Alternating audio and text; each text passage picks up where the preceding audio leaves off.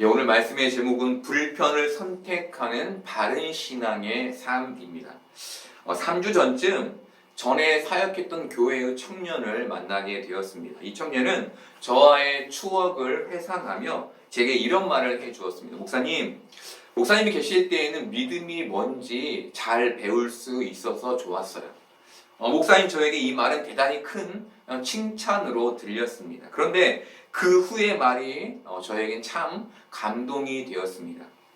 그 청년은 저에게 이렇게 말했습니다. 그런데 지금은 제 신앙의 패러다임이 바뀌었어요. 전에는 믿음이 무엇인지를 알아가는 것, 복음이 무엇인지를 알아가는 것에 집중했다면 이제는 믿음으로 사는 훈련을 하고 있어요. 지금도 제대로 된 모습은 아니지만 조금씩 절제하며 노력해서 제대로 된 크리스천이 되고 싶어요 라고 말했습니다. 믿음이 무엇인지 복음이 무엇인지를 가르쳤던 청년이 이제는 믿음의 삶으로 나아가기 위해 노력하는 믿음의 성장을 이루고 있다는 말은 제게 큰 기쁨이 되었습니다. 그런데 이와 반대되는 경우도 있었습니다. 교회에 나오지 않은 청년을 신방하게 됐습니다.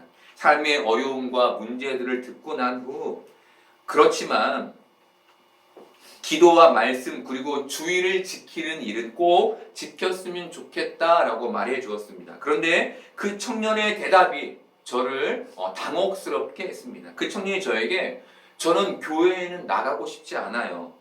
하지만 하나님이 제 마음에 살아계심을 믿어요 라고 말했습니다. 이 청년은 바른 믿음과 바른 신앙의 삶을 연결시키고 있지 못했습니다. 청년 스스로는 자신의 안에 믿음이 있다고 확신했지만 그 믿음은 참 믿음일 수 없습니다. 왜냐하면 그 믿음이 삶으로 나타나지 않기 때문입니다. 하나님은 믿음을 가진 모든 사람의 마음에 계십니다. 그렇다고 해서 모든 그리스도인들이 교회에 나가지 않는 것은 아닙니다. 그럼에도 많은 그리스도인들은 교회를 찾아와 하나님께 예배합니다. 왜일까요? 왜 그토록 많은 크리스천들이 마음의 하나님을 가지고 있으면서 교회에 나오는 걸까요? 그것이 하나님을 향한 바른 믿음의 표현이며 바른 마음의 표현이기 때문입니다. 다르게 말하면 이것이 믿음의 성장인 것이죠. 그들이 하루하루 예배를 드리며 믿음의 성장을 이루고 있다는 것입니다. 어떤 기독교 신문에서 코로나19로 인해 교인의 수가 급감했으나 코로나19를 극복한 2년 남짓 되는 지금 교회가 그 전보다 교인의 수를 회복했다는 기사를 보게 되었습니다. 하지만 그럼에도 여전히 그 수는 그 전에 비해 턱없이 부족하다는 내용이 그 기사의 골자였습니다. 교인들이 주일 예배를 빠지지 않고 드렸던 것에는 하나님을 향한 감사와 또한 축복을 받고 싶은 마음도 있지만 두려움의 신앙, 교회에 빠지면 벌을 받는다는 그 믿음의 영향도 컸습니다.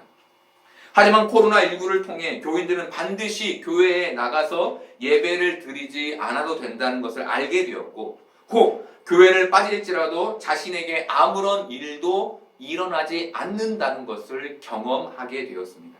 그러다 보니 예배는 필수가 아닌 선택이 되었고 개종 젊은 사람들은 불편함이 적은 인터넷 예배를 선택하는 빈도수가 많아지게 되었습니다.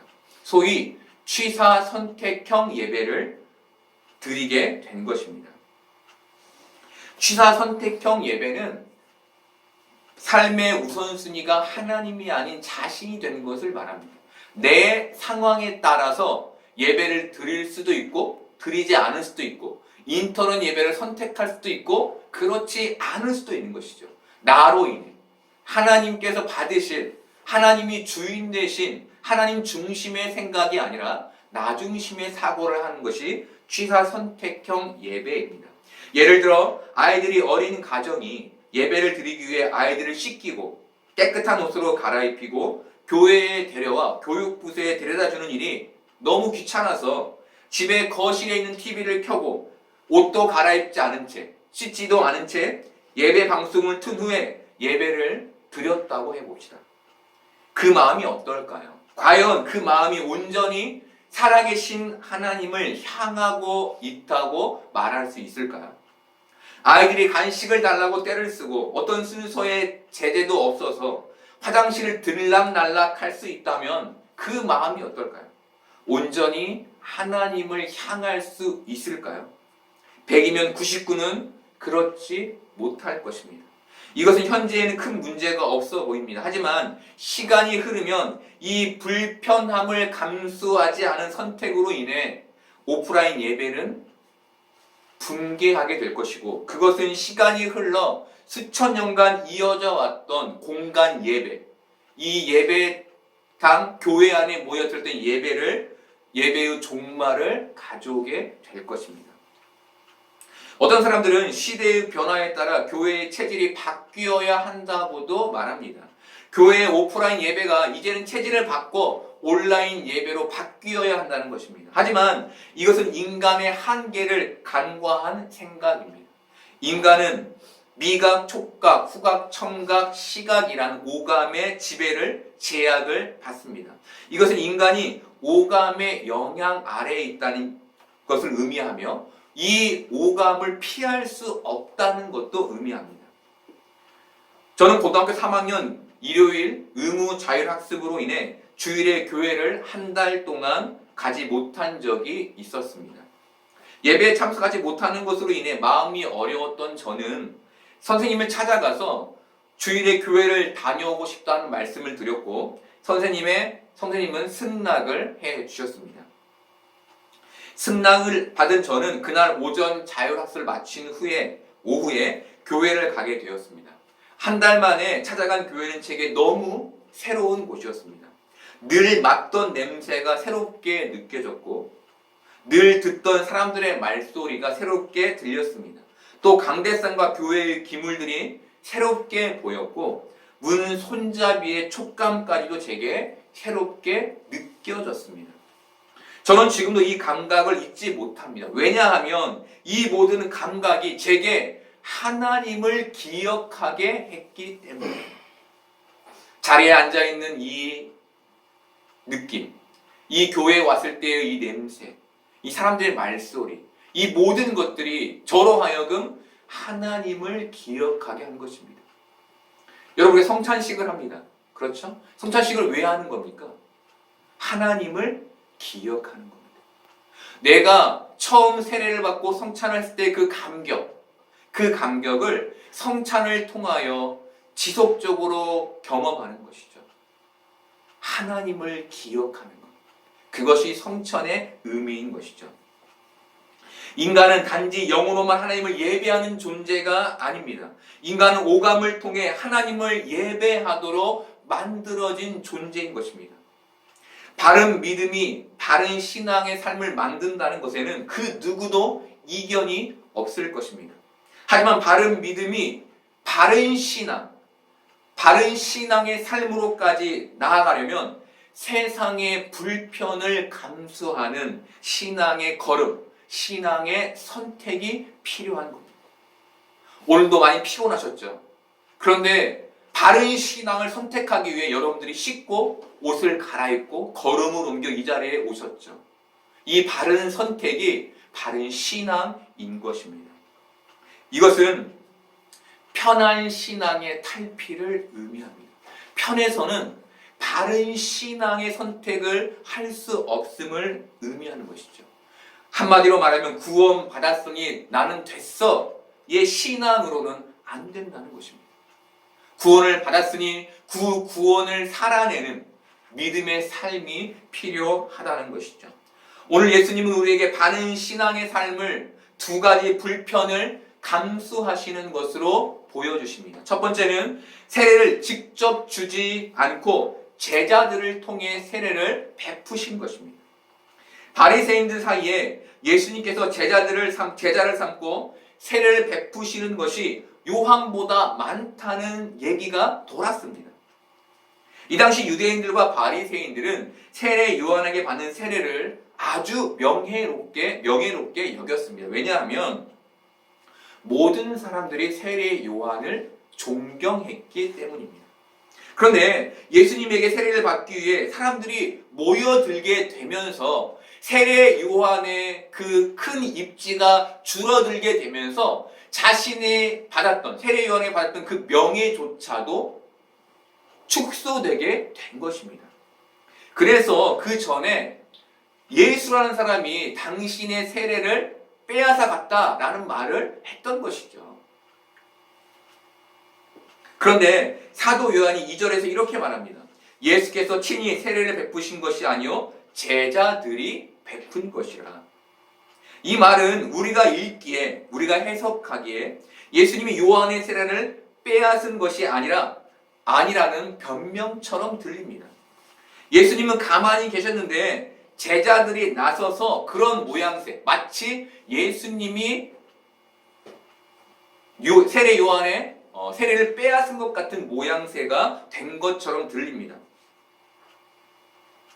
그렇다면 왜 사도 요한은 2절에서 이런 말을, 예수님께서 세례를 베푸신 것이 아니다라는 말을 덧붙인 걸까요? 왜 주님은 직접 세례를 베풀지 않고 제자들에게 그것을 시키신 걸까요? 예수님은 요한복음 2장에 가나의 혼인잔치에서 물을 포도주로 만드는 기적을 일으키셨습니다. 많은 사람들이 그 기적을 경험했고 그것은 사람들에게 놀라움을 줬습니다. 그런데 이 사건은 사람들로 하여금 그런 능력을 가진 예수님에게 세례를 받고 싶게 만들어 버렸습니다. 세상 사람들은 자신의 인생을 점치기 위해 무당을 찾아갑니다. 왜 사람들이 무당을 찾아갑니까? 자신의 인생이, 자신의 가야 할 길이 궁금하기 때문이죠. 그런데 그냥 찾아가지 않습니다. 신기가 충만한 무당, 우리식으로 하면 이제 막 신내림을 받은 무당이나 아니면 큰 무당이라고 소문이 난 무당을 수소문해서 찾아갑니다. 왜 사람들이 그렇게 막 신내림 받은 무당과 큰 무당을 찾아가는 걸까요? 그 무당이라면 자신에게 조금 더 이득이 되는 말, 이득이 되는 길을 제시해 줄 수 있을 것이라고 믿기 때문입니다. 더 큰 자를 선택해서 더 큰 이득을 얻고 싶은 세상의 논리가 작용하고 있는 것이죠. 하지만 예수님은 자신이 세례를 주지 않으므로 이렇듯 더 큰 자를 숭상하는 세상의 법칙을 거스르신 것입니다. 이것은 예수님이 스스로 낮아짐을 선택했음을 의미합니다. 다르게 말하면 예수님께서 스스로 불편함을 선택하신 겁니다. 그렇다면 왜 예수님은 불편함을 선택하신 걸까요? 세례의 능력이 집례자에게 있지 않고 하나님께 있다는 것을 알게 하기 위해서, 세례의 목적이 외적인 형식, 누군가에게 받았다라는 외적인 자랑에 있지 않고 세례 받은 자가 말씀에 의해 바른 신앙의 삶을 선택하는 것에 있음을 사람들에게 깨우쳐 주기 위해서였습니다. 이것이 예수님께서 불편함을 감수하시고 낮아지신 이유였습니다.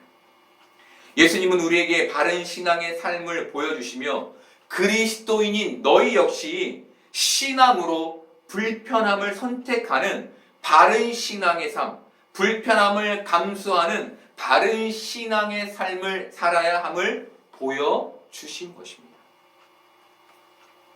그렇다면 우리는 어떻게 바른 믿음으로 세상에서 불편함을 선택하는 신앙의 삶을 살 수 있을까요?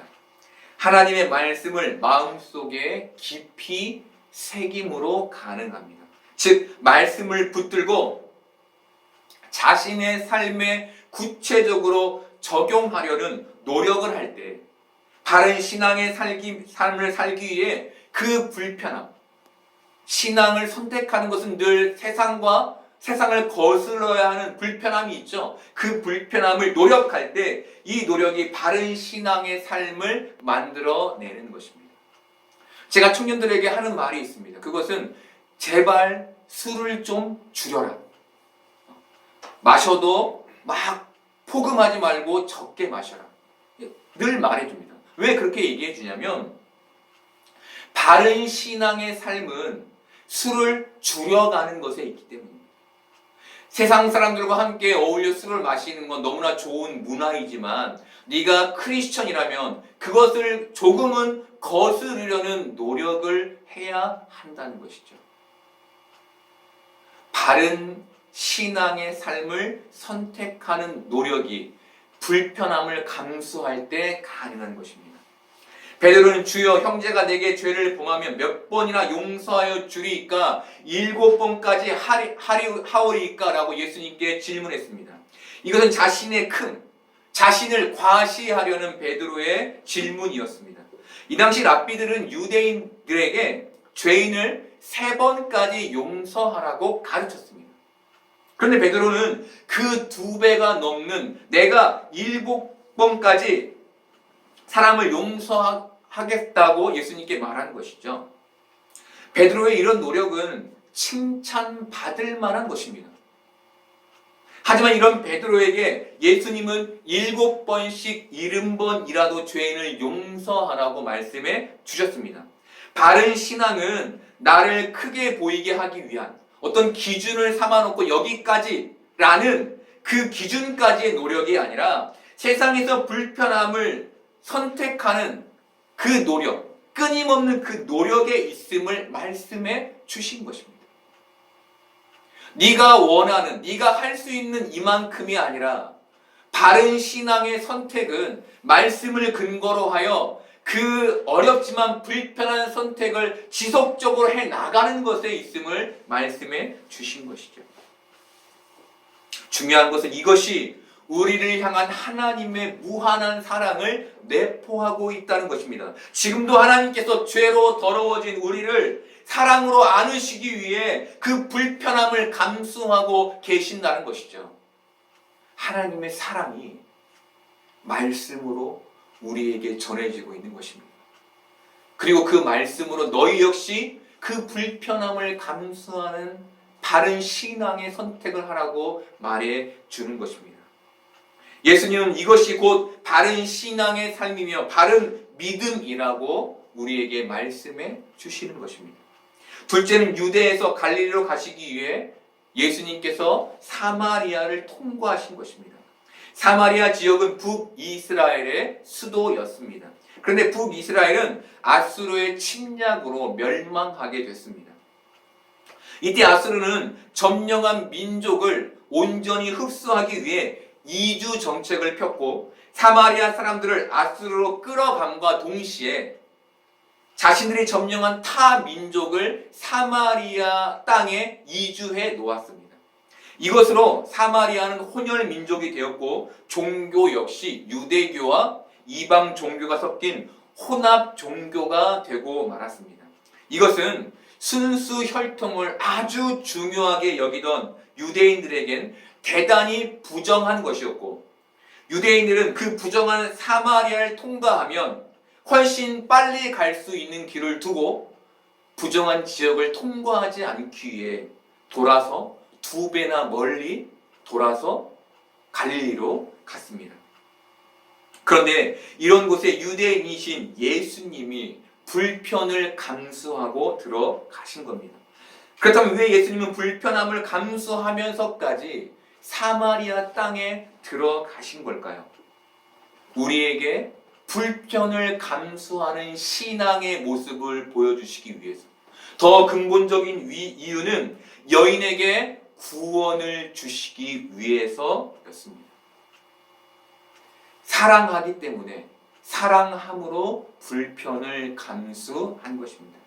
정리하면 그리스도인 우리가 이 세상에서 불편함을 감수하는 신앙의 걸음을 선택해야 하는 이유는 첫 번째는 복음을 마음으로 믿기만 하는 것이 바른 신앙의 모습이 아니기 때문이고 둘째는 받은 믿음으로 불편함을 선택할 때 그 바른 신앙의 삶으로 인해 누군가가 예수 그리스도를 알게 되고 구원을 받게 되기 때문인 것입니다. 이것이 예수님이 우리에게 불편함을 선택하는 바른 신앙의 삶을 보여주신 이유인 것입니다. 예수님께서 이 땅을 사는 크리스천인 우리에게 신앙의 본이 되어 주신 것이죠. 예수님은 하늘에 계셨지만 불편함을 감수하시고 이 땅에 오셨습니다. 그리고 그것도 가난한 집 목수의 자녀로, 자식으로 이 땅에 오셨죠. 불편함을 감수하신 것입니다. 예수님께서 예루살렘에 입성하실 때에도 나귀를 타고 입성하셨습니다. 불편함을 감수하신 겁니다. 진정한 바른 믿음을 가진 크리스천이라면 누군가의 구원을 위해 바른, 불편한 신앙을 선택하는 것이 있어야 함을 말해주시기 위함인 것입니다.